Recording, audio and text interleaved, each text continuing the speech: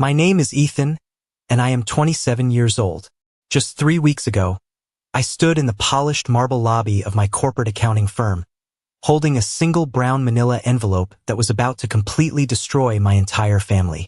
While I was trying to build my career, pay off my own debts, and secure an honest future, my parents looked me dead in the eye and told me I was nothing but a paycheck to them. They demanded I hand over nearly half my salary to fund my 30-year-old brother's delusional, unemployed influencer lifestyle.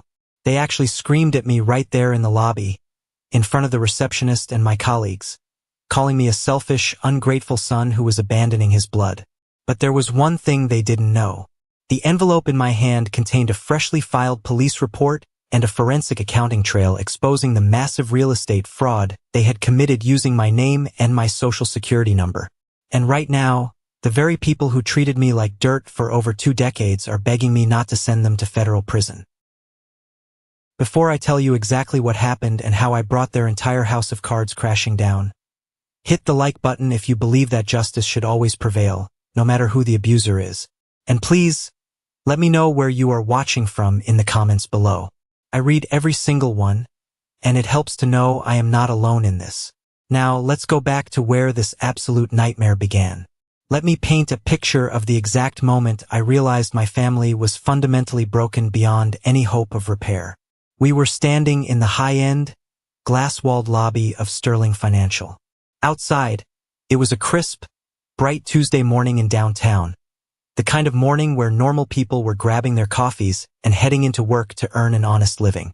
Inside the lobby, it was sheer, unadulterated chaos, and the spectacle was entirely centered on me. My father, Arthur, was red in the face, sweating profusely through his cheap golf polo, aggressively pointing his thick finger at my chest. He was a man who believed volume equaled authority. If he shouted loud enough, reality would simply bend to his will. My mother, Martha, was doing what she always did best. She was playing the helpless, victimized matriarch, clutching her designer knockoff purse with white knuckles, and loudly weeping so that everyone in the building would look at her with deep sympathy. She wanted the audience. She thrived on it.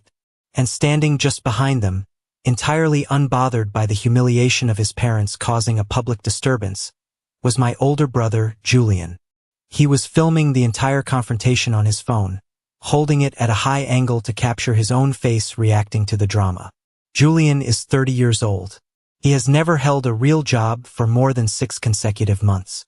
He calls himself a visionary crypto entrepreneur and a high-value lifestyle influencer. In reality, he is a grown man who lives absolutely rent-free in our parents' sprawling 4-bedroom colonial house, eating organic, imported groceries paid for entirely by me, while he waits for his magical big break to happen. The 3 of them had barged into my workplace, bypassing security by claiming a massive family emergency, because they realized their personal walking ATM had suddenly shut down. They thought they could embarrass me into submission. That was always their primary tactic.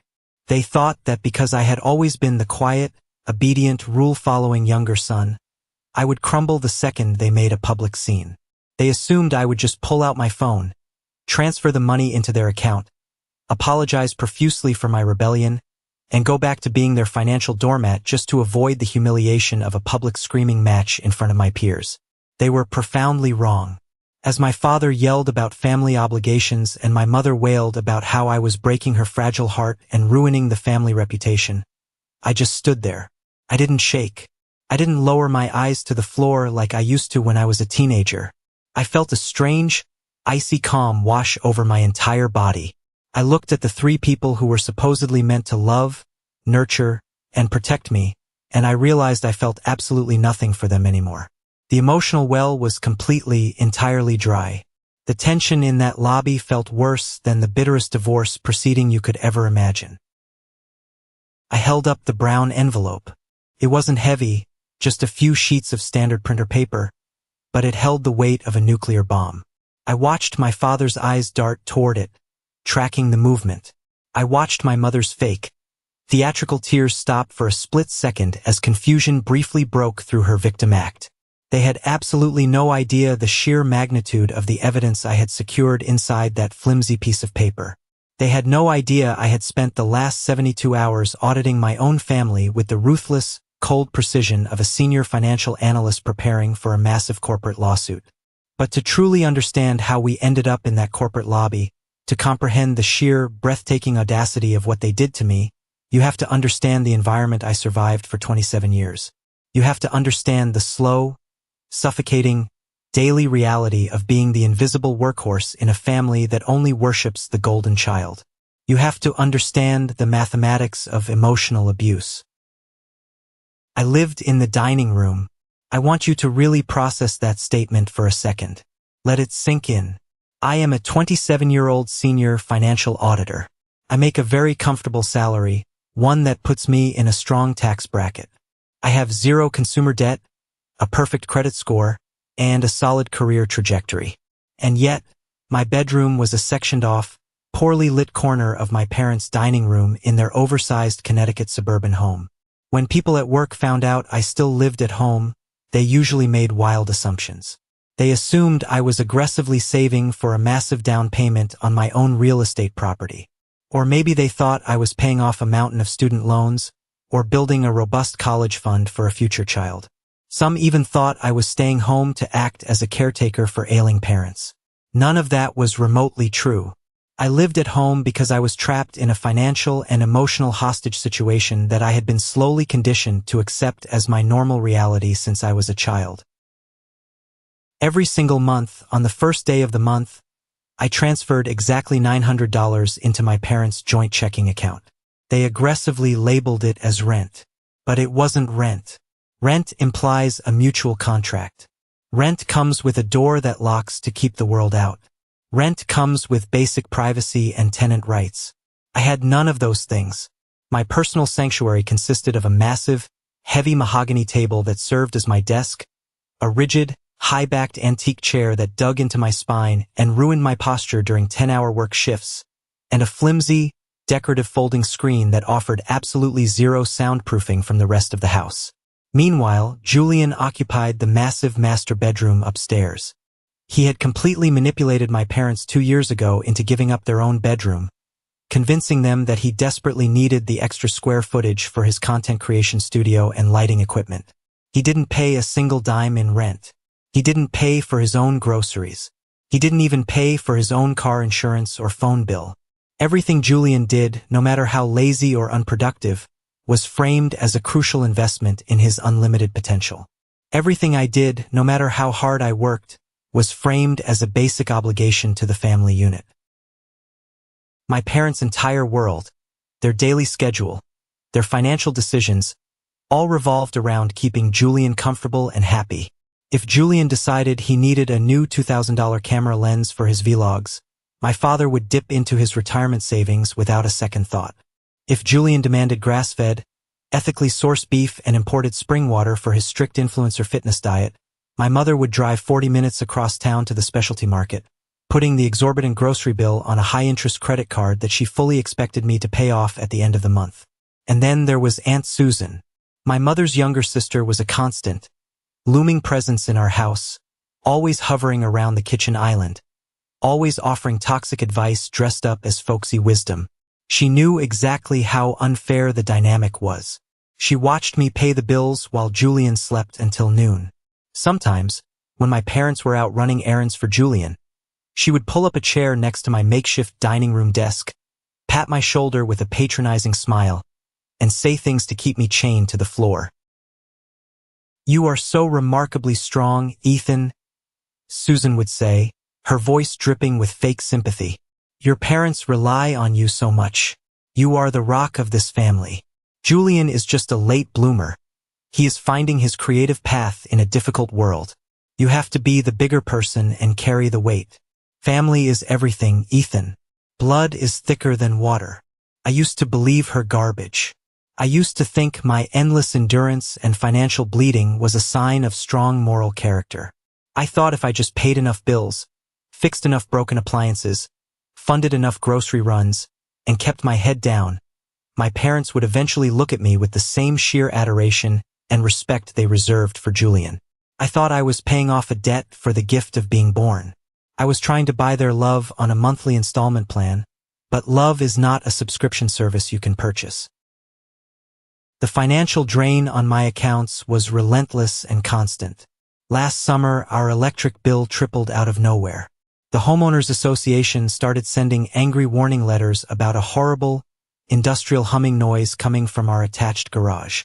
Julian had decided, in his infinite wisdom, to get into crypto mining.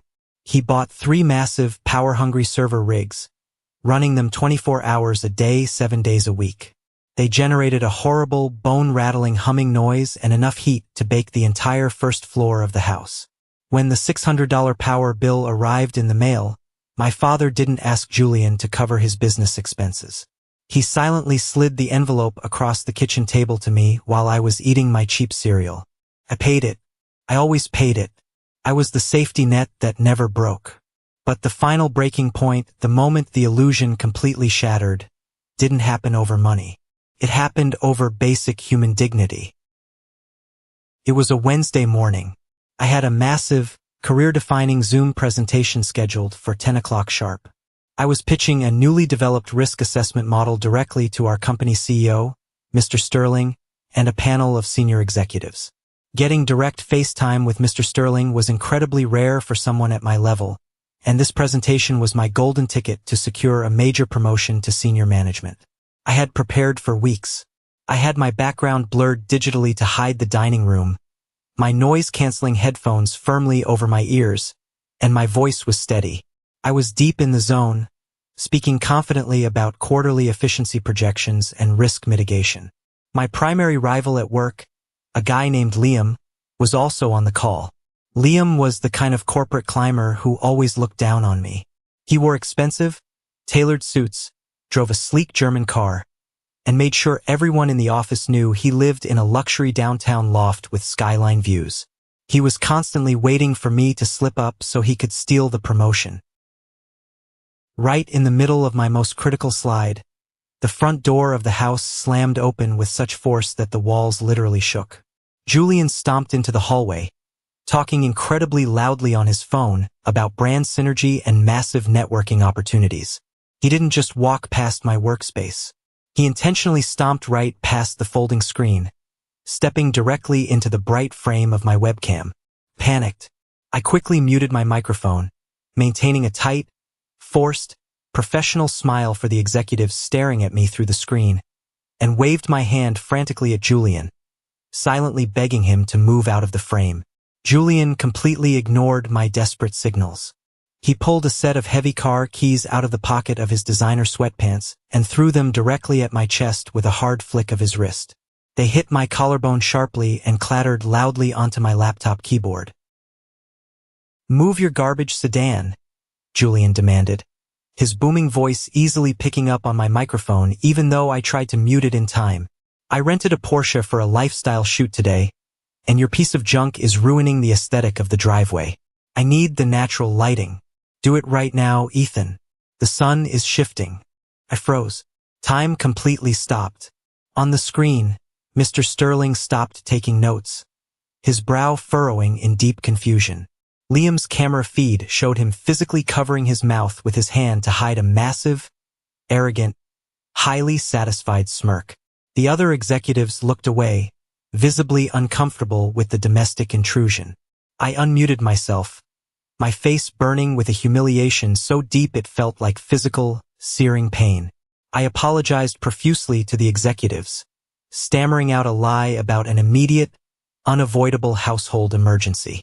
I had to abandon the biggest, most important meeting of my professional life, stand up from my desk, and go outside in the freezing cold to move my 10-year-old Honda so my unemployed brother could take fake pictures sitting on the hood of a luxury sports car he didn't own and couldn't afford. When I finally rushed back inside and logged back into the meeting portal 10 minutes later, the room was empty. The meeting was over. My inbox chimed. It was a single, brief email from Mr. Sterling's executive assistant suggesting we reschedule the presentation for a later date when I could secure a more professional, reliable working environment. Below that email was a passive-aggressive message in the team chat from Liam, asking in front of everyone if I needed him to help me find a quiet coffee shop with free Wi-Fi so I wouldn't be interrupted by my family again. I sat at that mahogany dining room table, staring at the glowing screen of my laptop, and something deep inside my chest simply snapped. The lock turned. The illusion broke into a million unfixable pieces. I wasn't a supportive son. I wasn't the rock of the family. I was a hostage. I was an indentured servant. And the ransom they were demanding was my self-respect, my career, and my entire future. The very next day, I was sitting at my desk at the corporate office, trying to salvage the damage done to my reputation from the disastrous Zoom call, when my phone vibrated aggressively on the desk. It was a text message from my mother. There was no greeting. There was no asking how my ruined presentation went, or if my boss was angry. It was just a cold, clinical, calculated demand. Your father and I have thoroughly reviewed the household budget. Given Julian's upcoming rebranding phase and the rising cost of his dietary needs, household costs are rising significantly. Effective immediately, your monthly rent contribution to the family will be $1,600. $1,600. That was a massive $700 increase, delivered casually via a text message, for the grand privilege of sleeping in a room without a door and having car keys thrown at my face. I didn't reply to the text. I closed my laptop, packed my briefcase, drove home through the heavy evening traffic, and walked into a house that suddenly felt entirely different. The air inside the Colonial was thick, suffocating, heavily pressurized. My parents were sitting at the kitchen table, their hands folded neatly in front of them, waiting for me like a disciplinary committee ready to hand down a sentence. They had set up a literal family court. Julian was lounging horizontally on the expensive living room sofa in the next room, pretending to scroll aimlessly on his phone, but the volume on his video was completely muted. He was listening to every single word, waiting for the show to begin. I stood in the doorway leading to the kitchen. I absolutely refused to sit down at the table with them. $1,600, I stated, my voice completely flat, completely devoid of the usual anxiety I felt around them. That is almost double what I pay right now. For a dining room, for a space where I can't even conduct a business meeting without being humiliated. My father adjusted his reading glasses, firmly refusing to make direct eye contact with me. He looked at a spot on the wall just above my left shoulder. Costs have gone up across the board, Ethan. Groceries are outrageous, utilities are sky-high, property taxes are killing us. And Julian needs to invest heavily in his brand this quarter. He needs premium server space, professional editing software, better equipment. We are a family unit. We support each other in times of growth. I do support you, I corrected him, keeping my tone deadly even. I pay the massive electric bill for his ridiculous crypto miners that yield nothing. I buy the expensive, organic groceries he eats every single day. I pay the upgraded internet bill. You want me to hand over nearly half my take-home salary so he can rent more luxury Porsche cars for fake Instagram photos while I sleep on a folding cot in the dining room. How dare you speak to us like that? My father barked, suddenly slamming his heavy fist onto the wooden table. The coffee mugs rattled violently. It was a sudden, aggressive, physical gesture designed specifically to make me flinch, to remind me of his physical dominance. After everything we have given you, we put a solid roof over your head. We fed you. We raised you. This is how you repay our years of sacrifice. With this disgusting, calculated selfishness? With greed? My mother instantly chimed in on cue, her voice going shrill and trembling with highly practiced, fake emotion. You are so incredibly ungrateful, Ethan. You make good money at that fancy firm of yours. Why do you have to be so greedy with your own flesh and blood? Why can't you just help your older brother when he needs you most? Family requires sacrifice, Ethan. It requires giving until it hurts. From the living room, Julian let out a short, sharp, mocking laugh. Told you he was a stingy cheapskate, he called out, his voice dripping with condescension. I looked at my father's red, angry, pulsing face. I looked at my mother's manipulative, weaponized tears forming perfectly in the corners of her eyes. For 27 years, this exact, synchronized combination of intense guilt and explosive rage had kept me perfectly in line. Whenever they pulled this specific routine, I would panic internally. I would immediately apologize for being selfish. I would open my wallet, write the check, and hand over my peace of mind just to restore the fragile equilibrium of the household. But tonight, the invisible script we had followed for decades had completely changed. I looked at them, and I didn't see my parents anymore. I saw a parasitic, failing system desperately trying to protect its primary host. In behavioral psychology, there is a specific phenomenon known as an extinction burst. It happens when a toxic person or a manipulator realizes that their usual tactics, the yelling, the guilt-tripping, the physical intimidation, are absolutely no longer working on their victim. Instead of accepting the new boundary, they aggressively escalate the abuse.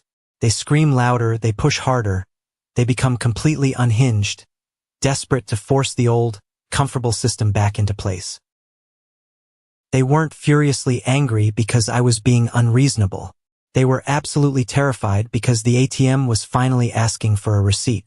They knew deep down that, without my constant financial compliance, their entire house of cards would collapse instantly. I am not sacrificing my financial future, my career, and my sanity so Julian can play pretend influencer on the internet, I said quietly, the volume of my voice contrasting sharply with their yelling. My father stood up rapidly, knocking his heavy wooden chair back onto the floor with a loud crash. You will pay the $1,600 on the first of the month, or you can pack your bags and get out of my house tonight, he roared, pointing toward the front door. It was an entirely empty threat. He knew perfectly well I had nowhere else to go on a random Thursday night. He fully believed the sheer terror of sudden homelessness would break my resolve and force me back into submission. I didn't argue with his logic. I didn't raise my voice to match his. I didn't defend my position or point out the blatant hypocrisy of Julian living there for free. I just looked at him, nodded my head slowly, and said one single, terrifying word. Okay. My mother blinked rapidly, totally thrown off balance by my sudden, calm capitulation. The tears stopped instantly. Okay? She repeated, her voice laced with sudden uncertainty. Okay? I said again, my voice smooth as glass. I turned my back to them, walked down the hallway, and walked right out the front door into the cold night air. I needed space to breathe. I got into my old sedan, drove a few miles away, and pulled over in a desolate, poorly lit strip mall parking lot. My chest was tight, my hands gripping the steering wheel until my knuckles turned bright white. I needed someone to talk to, someone who intimately understood the twisted family dynamic but could perhaps offer some objective comfort or mediation. In a moment of lingering weakness, I made a massive, critical mistake. I called Aunt Susan. She picked up on the second ring. I poured my heart out into the phone. I told her in detail about the ruined corporate meeting, the Porsche keys thrown at my face, the cold text message, the insane, extortion-level demand for $1,600 in rent. I expected her to finally drop the act and agree that my parents had finally gone way too far, that this was financial abuse. Instead, the warm, folksy tone completely vanished from her voice. Her voice dropped to a cold, harsh, deeply serious whisper that chilled me to the bone. Ethan, you need to stop being so incredibly dramatic and just pay the damn money. I froze in the driver's seat. What did you just say to me? Listen to me very carefully, Aunt Susan hissed through the speaker. Your parents are under an incredible amount of stress right now. Julian isn't just rebranding his channel. He's in trouble, Ethan. Big, serious trouble. They desperately need that specific amount of money to cover some very serious, very private legal expenses. You make a great salary. Stop complaining like a child and step up for your family. If you don't pay this money immediately, you are going to completely destroy your parents' lives. Before I could ask a single follow-up question, she abruptly hung up on me. The line went dead. I sat alone in the dark, freezing car, listening to the absolute silence of the empty parking lot. My own aunt, the woman who had played the sympathetic, understanding listener for years, was deeply entrenched in the machinery of my abuse. She wasn't a secret ally. She was the warden helping to keep me locked in the financial cell, and her sudden slip of the tongue, mentioning Julian being in big, serious trouble and private legal expenses, sparked a massive, brilliant fire in my analytical brain. I wasn't just a discarded, unloved son anymore. I was an aggressive corporate auditor who had just caught the faint, undeniable scent of cooked books. I put the car in drive, and the quiet, obedient, suffering Ethan died permanently right there in that parking lot. The next 3 days were a masterclass in silent, calculated warfare. I didn't pack my bags that night. Packing bags makes noise. Packing signals intent. It gives the enemy time to react, to block the door, to steal my laptop, or to manipulate me further. Instead, I went to work on Friday morning acting as if absolutely nothing had happened. I was pleasant, I was compliant, I was invisible. The moment I got to the office, I pulled my best friend and closest colleague, Marcus, into an empty, soundproof conference room. Marcus knew every horrible detail about my living situation. He was the only person in my life who constantly, relentlessly told me I was being abused and needed to escape. I need out. Today. No questions asked. I told him, my voice completely steady. Marcus didn't ask a single question. He didn't hesitate. He immediately pulled out his phone and called a close contact of his, a property manager named Chloe, who ran a newly renovated, highly secure loft building downtown, miles away from my parents' suffocating suburban bubble. By my lunch break, I was touring a secure, one-bedroom unit on the 3rd floor.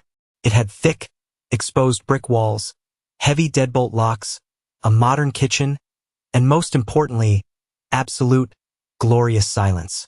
I signed the 12-month lease right on the hood of Chloe's car in the parking garage, immediately transferring my entire emergency savings fund to cover the first month, last month, and a hefty security deposit. I didn't even wince at the massive deduction from my bank account. Freedom is highly expensive, but the alternative was going to cost me my actual life. The physical move out of my parents' house was a highly coordinated military operation. I couldn't just hire a loud-moving truck. My parents would throw a massive tantrum, physically block the door, call the police and claim I was stealing their property, or violently destroy my belongings. So, I used their own massive vanity and desire for good optics against them. I brought home dozens of empty, flattened cardboard boxes from the corporate office. When my father aggressively asked what I was doing, stepping over a pile of boxes in the hallway, I smiled politely and told him our corporate office was running a massive charity clothing and appliance drive for the upcoming holidays, and I had volunteered to be in charge of gathering donations. My parents beamed with pride, nodding approvingly. They absolutely loved the idea of charity, as long as it made them look good to the neighbors and didn't cost them a single penny of their own money. Over the weekend, while Julian slept off a hangover until noon and my parents went to the country club for their sacred Sunday brunch, I packed. I packed with terrifying speed and efficiency. I packed all my winter clothes, my crucial financial documents, my expensive electronics, my birth certificate, my passport, and every small sentimental item I truly owned. I loaded the heavy boxes into my car, drove them directly to the new downtown apartment, rapidly unloaded them, and brought the empty boxes back to the house to repeat the process. I left the heavy, bulky furniture. I left the ugly antique chair that hurt my back. I left just enough clothes hanging visibly in the closet to make the space look completely untouched at a quick glance. By Sunday night, my section of the dining room looked completely normal, but it was nothing but a hollow, empty movie set. I was already a ghost. On Monday night, I sat cross-legged on the bare hardwood floor of my new, empty living room.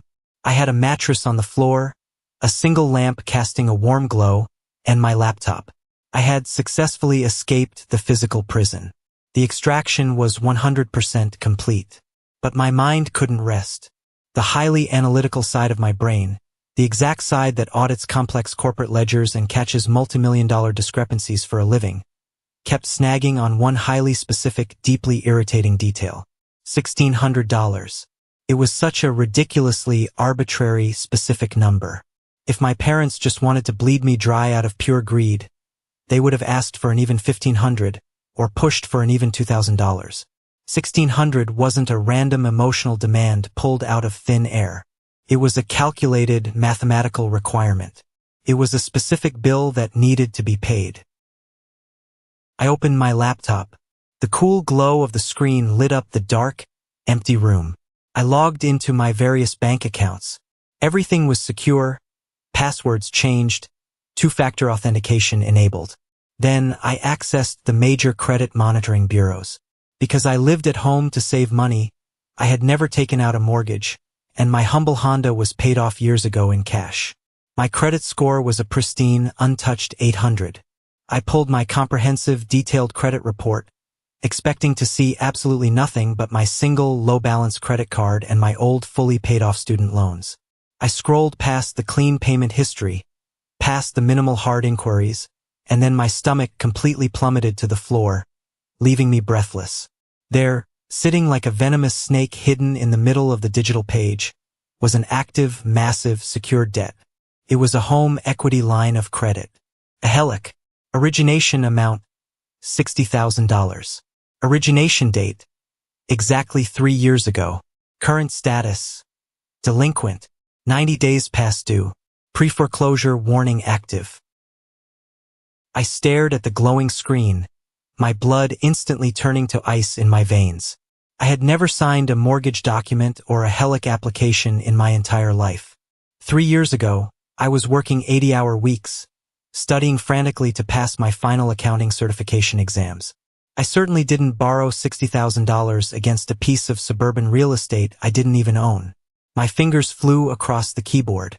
I clicked deeper into the portal, tracing the loan details back to the originating banking institution. It was the exact local branch my parents had used for 30 years. I knew my mother's security questions by heart. She used the same ridiculous password and answers for absolutely everything.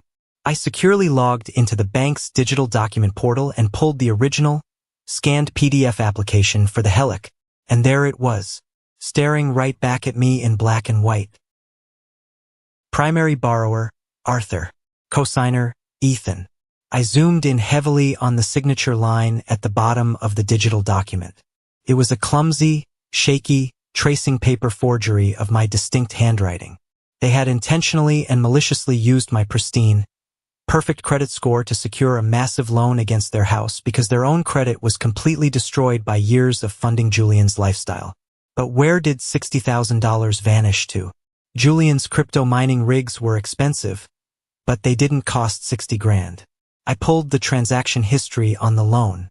The money wasn't withdrawn slowly over time. It didn't go to a legitimate business account for a startup.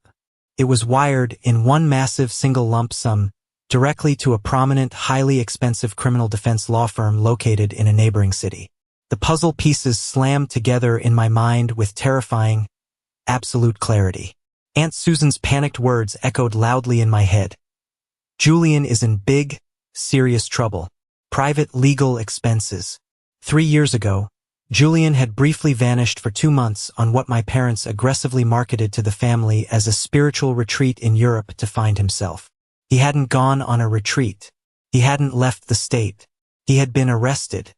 He had faced serious, heavy felony charges, highly likely tied to his shady, unregulated crypto dealings or some massive fraud scheme, and my parents had stolen my identity, illegally mortgaged their own home, and drained $60,000 of fake equity to buy him a high-powered, ruthless lawyer to keep their precious golden child out of a federal prison cell. And now the money was entirely gone. The grace period had ended. The loan was actively defaulting. I looked at the minimum monthly payment required by the bank to keep them from instantly foreclosing on the colonial house. $1,600. They weren't asking for rent. They weren't asking for grocery money. They were violently trying to force me, through guilt and manipulation, to pay the monthly installment on the massive debt they had fraudulently, illegally taken out in my own name to save the brother who threw car keys at my head. I gently closed the laptop. The silence of my new apartment felt heavy, charged with violent electricity. I wasn't just a tragic victim of toxic parenting anymore. I was the primary victim of a massive federal financial crime. I didn't cry. I didn't panic. I didn't feel an ounce of fear. I reached for my cell phone, found the direct, non-emergency number for the local police department's fraud division, and requested an immediate, in-person meeting with a financial crimes detective for the very next morning. The storm wasn't just coming anymore.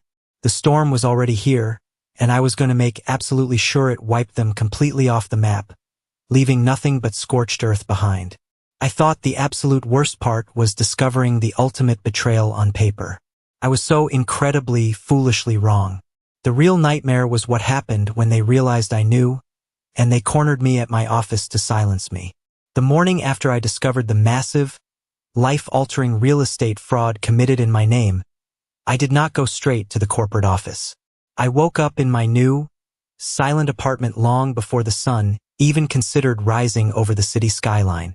I brewed a pot of incredibly strong black coffee in my pristine, quiet kitchen. I sat at my new counter and spent 2 uninterrupted hours perfectly organizing my evidence. I printed every single digital document, every time-stamped login log, every wire transfer receipt, and the forged home equity line of credit application. I placed them inside a crisp, brown manila envelope. That envelope felt heavier than a brick of solid lead. It contained the complete, undeniable destruction of my entire family unit. At exactly 7 in the morning, I drove my 10-year-old sedan out of the secure parking garage and headed directly to the downtown precinct of the local police department. The air outside was freezing, a bitter, biting cold that perfectly matched the absolute numbness spreading through my chest. Walking into a police station to officially report your own flesh and blood for a federal financial crime is an experience that permanently alters your brain chemistry. You cross an invisible boundary line, and you can never, ever go back. The air inside the precinct smelled like stale, burnt coffee, harsh industrial floor cleaner, and decades of human misery. I bypassed the main desk and asked specifically for the Financial Crimes Division. I was escorted to a cramped, windowless office where I sat across a battered metal desk from Detective Vance. He was a seasoned, tired-looking veteran who looked like he had seen every possible, twisted variation of human greed and betrayal. He did not offer me a warm smile. He offered me a notepad and a pen.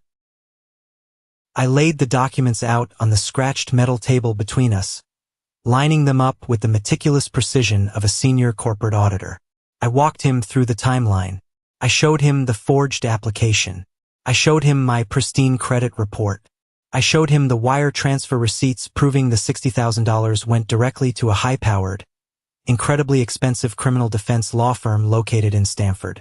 Detective Vance did not show much outward emotion, but when he leaned in and closely examined the incredibly sloppy, tracing paper forgery of my signature on the primary loan document, he slowly shook his head in absolute, undeniable disgust. He leaned back in his creaky office chair, crossed his arms over his chest, and looked me dead in the eye. He explained to me the cold, brutal, unyielding reality of the legal situation I was initiating. He told me that this was not a simple family dispute that could be resolved over a tense Thanksgiving dinner.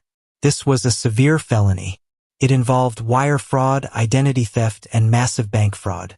He warned me that pursuing a federal lawsuit or pushing for severe criminal charges against my own parents would permanently, violently destroy the family unit. He asked me, with complete seriousness, if I was emotionally prepared for the absolute reality of seeing my own mother and father handcuffed, prosecuted, and potentially facing serious time in a federal prison. I did not blink. I did not look away. I looked right back at Detective Vance and told him that they had already destroyed our family unit 3 years ago when they maliciously sold my financial future and my perfect credit score to protect a criminal. I told him I was not their son anymore. I was their victim and I demanded full prosecution.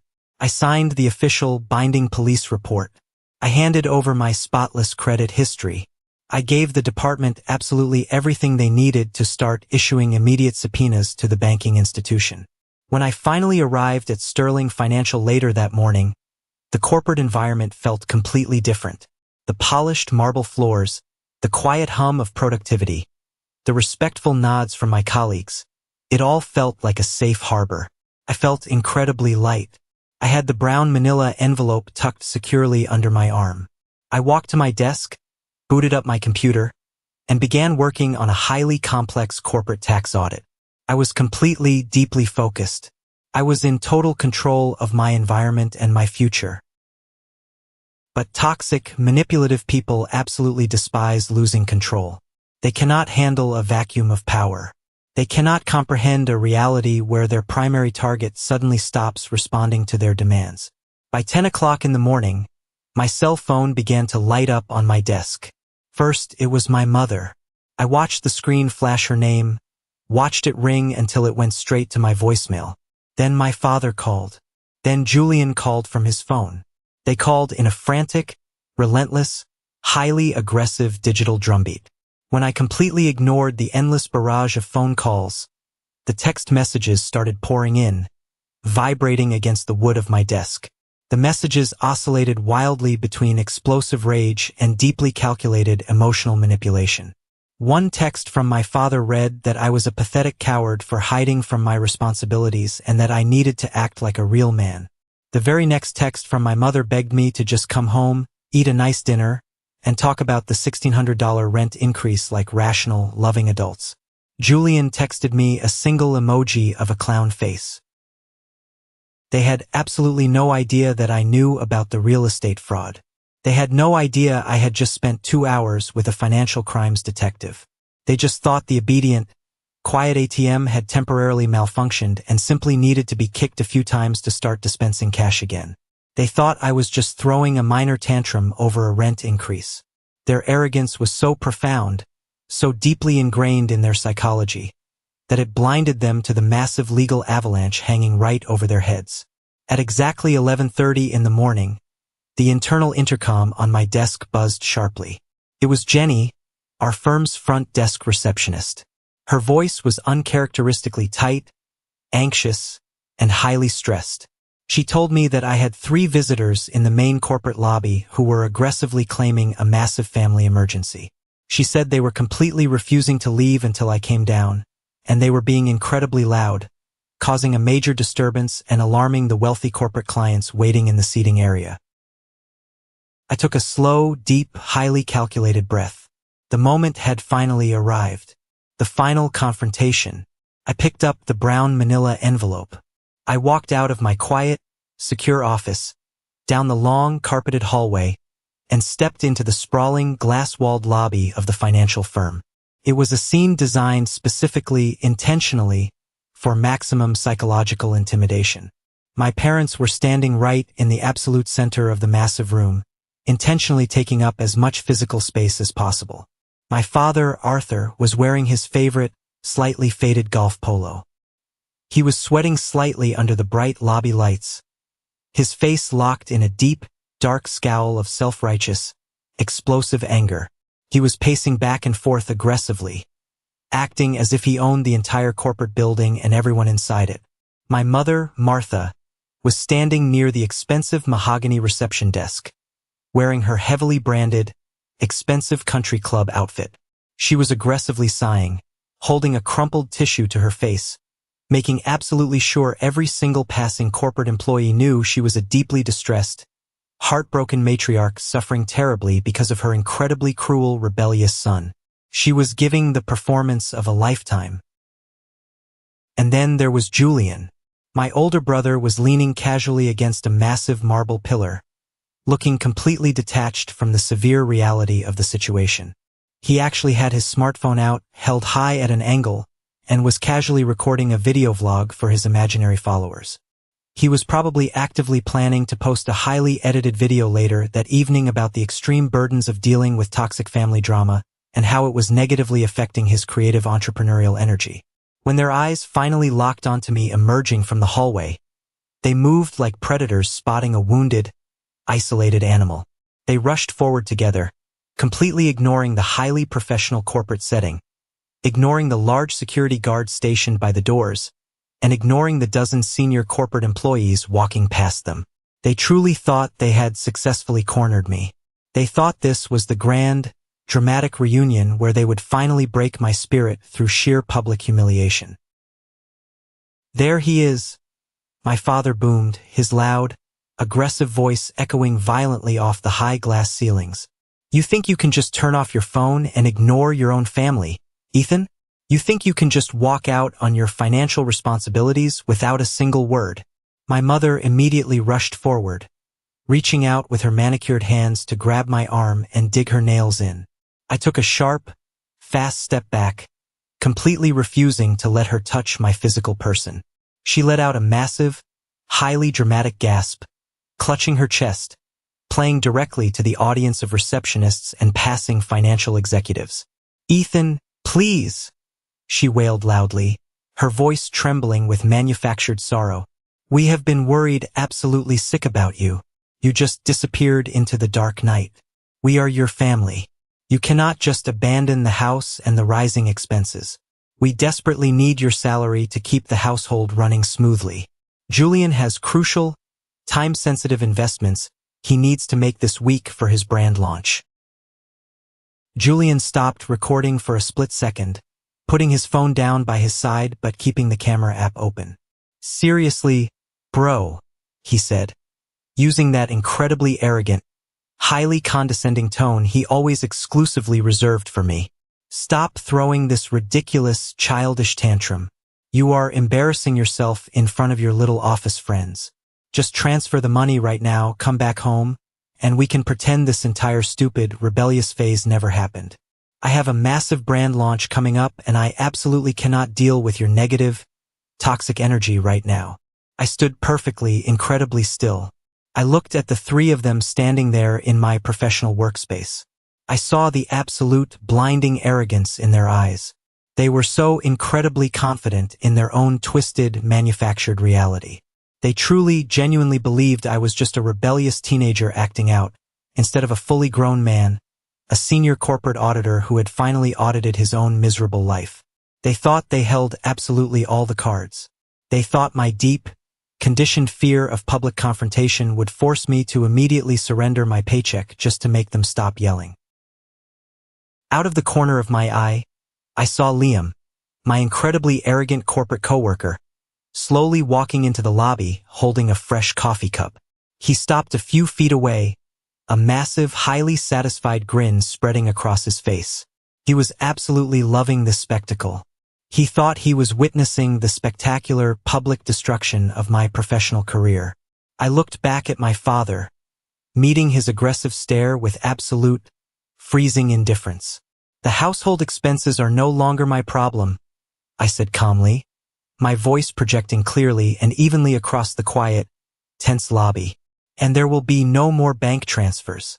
Ever." My father's face turned a dangerous, violent shade of crimson. He took a fast, threatening step toward me, raising his thick finger right toward my face. "You ungrateful, selfish little brat. We gave you absolutely everything. We sacrificed our entire lives for you, and when your older brother needs a tiny bit of financial help, you turn your back on us? I will drag you back to that house myself if I have to." He was operating on pure, unchecked, narcissistic ego. He thought he was the ultimate, unquestionable authority in the room. He had absolutely no idea he was standing directly on a massive, buried landmine, and my foot was hovering right over the trigger, ready to press down. "You did not sacrifice a single thing for me," I said. My voice cut through his aggressive yelling like a freshly sharpened knife. I did not raise my volume. I did not match his frantic, explosive energy. But the absolute, chilling certainty in my tone, the heavy, dark weight behind my words, made him freeze completely in his tracks. His raised finger slowly lowered. The sprawling corporate lobby went entirely, terrifyingly silent. Even the quiet, constant murmur of the reception desk stopped completely. Liam's highly smug, satisfied smile faltered slightly as he sensed the massive shift in the atmosphere. My mother slowly lowered her crumpled tissue. Her fake, theatrical tears completely vanished in an instant, replaced by a look of genuine, sudden confusion. The script they had rehearsed in the car ride over was suddenly falling apart. "What on earth are you talking about, Ethan?" My mother nervously laughed, a high-pitched, incredibly fake sound. She looked around rapidly at the watching corporate employees to ensure they still saw her playing the role of the reasonable, loving mother. "Stole from you? That is a ridiculous accusation. We gave you a beautiful place to live. We fed you every single day of your life. I did not argue with her absurd definition of care. I slowly, deliberately raised the crisp brown manila envelope. I unclasped the metal fastener. I pulled the small, heavy stack of printed documents out and held them firmly in my right hand. Exactly 3 years ago, I began, speaking very loudly and incredibly clearly so that every single person in the general vicinity could hear the absolute, unvarnished truth. You needed a massive, desperate amount of cash. You did not need it for organic groceries. You did not need it for the electric bill. You desperately needed $60,000 because Julian did not go on a magical, spiritual retreat to Europe to find himself. I turned my gaze directly onto my older brother. Julian got arrested for massive felony fraud, and you needed a high-powered, incredibly expensive criminal defense lawyer to keep your precious, golden child out of a federal prison cell. Julian's face went completely, instantly chalk white. It was as if all the blood in his body had suddenly drained out through the floorboards. The arrogant, bored, deeply condescending expression melted completely off his face in a fraction of a second, replaced by sheer, unadulterated primal terror. He took a fast, stumbling step backward, bumping hard into the cold marble pillar behind him. He frantically shoved his smartphone deep into his pocket, his hands shaking violently. He looked rapidly around the room, his eyes darting frantically like a trapped rat desperately looking for an emergency exit. My father's heavy jaw dropped wide open. He tried to speak, to yell, to assert his dominance, but only a pathetic, breathless, incredibly weak stutter came out of his throat. How did you, where did you get? But you did not have the cash, I continued relentlessly, stepping one pace closer to my father, forcing him to look directly at the thick stack of papers in my hand. Your own credit was completely, totally destroyed from years of aggressively funding his ridiculous, unemployed lifestyle. So you committed a massive federal crime against your own blood. You went to your local bank branch. You took out a massive home equity line of credit against your suburban real estate. And you intentionally, maliciously forged my signature as the primary cosigner to secure the interest rate because my credit score was absolutely perfect. I aggressively slapped the printed PDF copy of the forged loan application directly onto my father's chest. He instinctively fumbled with it, grabbing the paper. His hands were shaking so violently that the paper audibly rattled in the quiet lobby. He stared down at the clumsy, jagged, highly illegal tracing of my name. You mortgaged my entire financial future, I said, the deep, suppressed anger finally vibrating heavily in my chest. You committed severe identity theft against your own youngest son to pay for the crimes of your oldest. And now the money is completely, entirely gone. The loan is exactly 90 days delinquent. The bank is currently preparing for full real estate foreclosure. That is the exact reason why you suddenly demanded $1,600 a month via a text message. It was never about rent. It was the exact monthly installment on the massive debt you stole from me to save him. My mother let out a horrific, guttural, animalistic gasp. She stumbled backward violently, her high heels slipping on the polished marble. She had to violently grab the heavy wooden edge of the reception desk just to keep from collapsing entirely onto the floor. Ethan, please, she whispered, her voice cracking with genuine, absolute, overwhelming panic. The theatrical mask was completely gone. Please, I am begging you. Keep your voice down. People in the office are looking at us. We were just trying to protect the family unit. We had to help Julian. He is your brother. He has a future. He has a massive brand. A criminal record would have ruined his entire life. And I don't, I asked her. The question hung in the cold, heavily air-conditioned air of the corporate lobby. It was simple, it was sharp, and it was completely, utterly devastating. They did not answer me. They simply could not answer me. Their silence was the absolute, final confirmation of my entire existence in that family. My future was always expendable. Julian's future was always paramount. Suddenly, a calm, deeply authoritative, booming voice echoed down the main hallway behind me. "Is there a serious problem out here, Ethan?" I turned around slowly. It was Mr. Sterling, the highly respected CEO of the financial firm. He had walked out of his private executive elevator and had stood silently in the hallway, witnessing the entire second half of the brutal confrontation. He was flanked immediately by two massive, highly trained corporate security guards. He walked forward, looking at my parents and my brother with an expression of pure, icy professional disdain. "Mr. Sterling," I said, maintaining my rigid professional composure despite the massive amounts of adrenaline coursing fiercely through my veins, "I sincerely apologize for the public disturbance. These individuals were just leaving the premises. My father, deeply desperate and totally out of his depth in this high-powered environment, tried to appeal directly to my boss man-to-man. Sir, please, you need to understand the context here. This is a highly private family matter. My son Ethan is currently having a severe mental breakdown. He is confused. We are just trying to safely get him the medical help he desperately needs." Mr. Sterling did not flinch. He looked directly into my father's desperate eyes, his own gaze terrifyingly unforgiving. "I heard exactly what your son just said," Mr. Sterling stated, his voice ringing with absolute authority. "Massive identity theft and federal real estate fraud are not private family matters. They are highly severe federal offenses.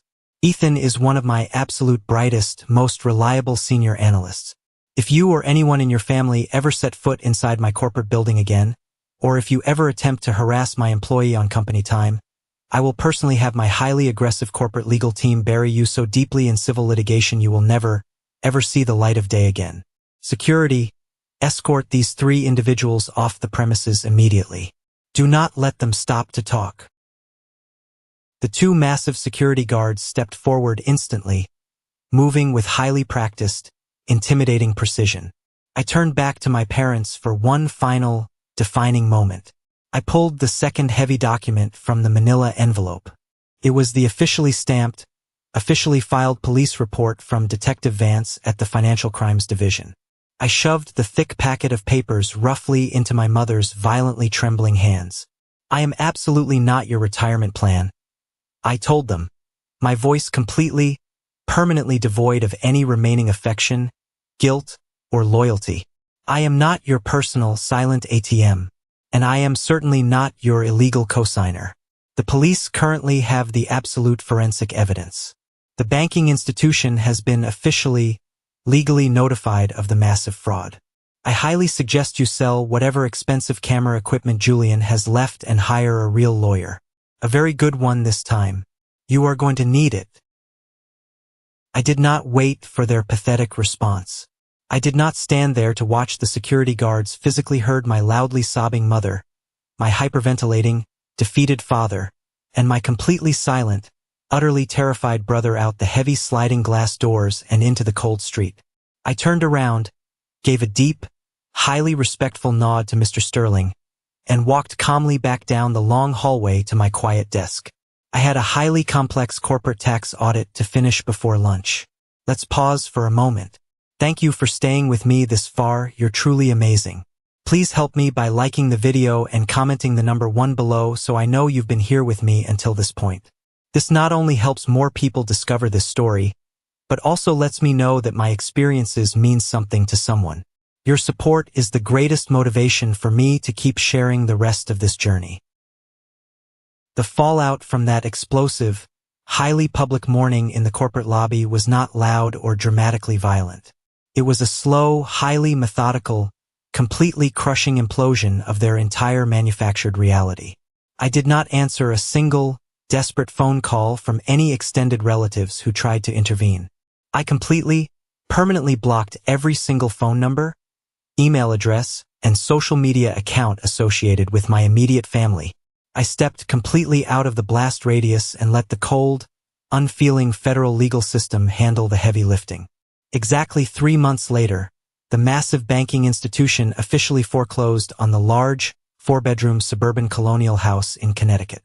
Because of the massive, highly fraudulent second mortgage they took out in my name, the rapidly plunging real estate market value in their specific neighborhood, and the absolutely crippling legal retainer fees they now desperately face to keep themselves out of a federal prison cell, my parents walked away from that house with absolutely nothing. Zero equity. Zero savings. Their precious, highly guarded real estate investment was completely wiped off the map. They were violently forced to hastily pack their belongings and move into a cramped, poorly maintained, highly depressing two-bedroom apartment in a severely less prestigious, highly industrial zip code on the absolute edge of town. I heard briefly through the toxic family grapevine that my mother frantically, desperately told her former wealthy country club friends they had simply decided to downsize to simplify their lives and reduce their carbon footprint. Absolutely no one believed her pathetic lies. The social humiliation was absolute and complete. Julian's glorious, highly anticipated, high-end lifestyle rebrand never happened.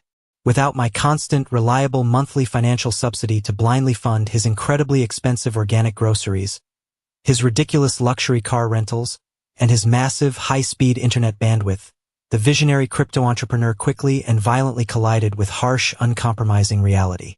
The very last update I heard from a mutual, highly amused acquaintance was that Julian was currently working exactly 40 hours a week at a miserable, brightly lit, highly depressing electronics kiosk sitting directly in the center of the local dying shopping mall. He is forced to wear a cheap, highly unflattering bright blue polo shirt uniform, and he spends his long, agonizing days aggressively trying to sell incredibly overpriced cell phone cases and cheap screen protectors to bored teenagers who completely, utterly ignore his supposed high-value influencer status. There is absolutely no rented Porsche in the mall parking lot. There is only the harsh, unforgiving fluorescent lighting of minimum-wage retail life. It wasn't a cruel punishment I maliciously, actively inflicted upon him. It was simply the basic, undeniable mathematics of adult life finally catching up to him. Without a willing host to silently drain of resources, the parasite eventually had to learn how to walk on its own 2 feet or starve.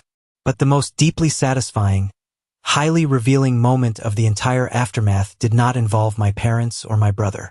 It involved Aunt Susan. About 6 months after the massive lobby confrontation, I had just officially received a massive, highly lucrative promotion to senior risk manager at the firm. I was sitting comfortably in my highly secure, incredibly quiet downtown loft, deeply enjoying a fresh cup of premium coffee on a peaceful Sunday morning, when there was a frantic, aggressive, highly desperate knocking at my heavy wooden front door. The luxury building had a strict security desk, but she had somehow managed to cleverly sneak into the elevator bank closely behind a completely unsuspecting food delivery driver. I slowly opened the heavy door, keeping the security chain fully engaged, to find Aunt Susan standing alone in the hallway. She looked absolutely, completely terrible. Her usually perfectly cut and styled hair was messy, unwashed, and frayed. Her expensive clothing looked deeply rumpled, as if she had slept in it. The fake, folksy, highly patronizing smile she always wore in our kitchen was completely, entirely gone, heavily replaced by an expression of desperate, primal panic. "Ethan," she gasped loudly, aggressively trying to push her physical weight against the door to force her way into my private apartment. I held my arm firmly across the doorframe, physically blocking her entry with absolute ease. "What exactly do you want, Susan?" I asked coldly, my voice completely devoid of any familial warmth. She immediately burst into highly dramatic, heavy tears, aggressively reaching out through the small gap to grab the fabric of my shirt. "Ethan, you absolutely have to help me. You are the only one in the family making really good corporate money now. Arthur and Martha, they completely ruined me. They destroyed my life." I raised a single eyebrow, keeping my posture incredibly rigid and highly defensive. "Explain yourself. When the bank officially foreclosed on their house, and the federal police started investigating the identity fraud, your father came crying to me?" She sobbed uncontrollably, aggressively wiping her running nose with the back of her hand. "He begged me for a massive personal loan to pay for their elite criminal defense lawyers. He completely swore on his life he would pay me back the moment they sold the house. But the bank took absolutely everything. They legally drained my entire joint savings account. Ethan. They took the massive college fund I had carefully set up for my own kids. My husband found out yesterday, and he is actively threatening me with a highly vicious, incredibly public divorce because I secretly gave away our entire life savings to save Julian from prison. You have to give me a massive loan, Ethan. Just a small financial bridge loan to keep my fragile marriage together. You owe the family. You owe me for trying to keep the peace. I stared at her through the narrow gap in the doorway. This was the exact same woman who had coldly, viciously told me on the phone in that dark parking lot to stop complaining like a child and simply pay the massive extortion money. This was the woman who absolutely knew about the federal fraud all along, who clearly knew Julian was a convicted criminal, and who actively, maliciously tried to force me to be the silent sacrificial lamb to completely protect their toxic, highly illegal ecosystem. And now, precisely because the violent beast she had willingly helped feed had finally turned around and viciously bitten her, she fully expected me to act as her personal financial savior. I do not owe this toxic, highly abusive family a single damn thing, I said softly, my voice completely even. You actively helped build that massive house of cards, Susan. You handed them the glue. Now you get to live directly in the wreckage. I stepped back deliberately, looked her dead in the terrified, wide eyes, unhooked the chain for a fraction of a second, and firmly slammed the heavy wooden door directly, violently in her face. I immediately engaged the heavy steel deadbolt with a loud, highly satisfying click. I stood completely still and listened to her sob loudly in the hallway for exactly 2 minutes before the building security guard finally arrived and forcefully escorted her off the private premises forever. That same evening, as the bright, beautiful city lights flickered warmly outside the large, floor-to-ceiling windows of my spacious loft, I sat down comfortably at my clean kitchen island. It was completely, beautifully silent. There were absolutely no aggressive demands for my hard-earned money. There were no heavy car keys being violently thrown at my head. There was just the gentle, highly comforting hum of my own expensive refrigerator, a refrigerator I had proudly bought with my own honest corporate salary, filled completely with healthy food I personally chose to eat. I opened my laptop. I did not log into my various bank accounts to anxiously check for fraudulent, illegal charges. I did not check my pristine credit score out of sheer, deep-seated panic. I opened a highly specific, carefully hidden Excel file I had meticulously created months ago during my darkest hours in the dining room. I had accurately titled the file The Ledger. Inside that digital spreadsheet, I had meticulously, obsessively listed every single solitary financial contribution I had ever made to my parents and my brother over the last 5 excruciating years. I had listed the massive monthly rent payments, the highly inflated utility bills I was forced to cover, the incredibly expensive organic groceries, the emergency car repairs I fully funded, the high-speed internet upgrades, and the endless, random personal loans to Julian that were never, ever repaid. In column A, the detailed numbers stretched down the screen for hundreds and hundreds of rows, totaling a staggering, deeply sickening, massive amount of money. In column B, directly adjacent to the expenses, I had originally planned to carefully list the return on my massive investment. The genuine emotional support, the basic, fundamental gratitude, the warm feeling of safety and unconditional love a functional family is supposed to naturally provide. Column B was completely, entirely, permanently blank. Not a single entry. We are constantly, relentlessly taught by mainstream society, by highly romanticized movies, and by highly manipulative relatives that permanently cutting off your own toxic family is the ultimate, unforgivable failure.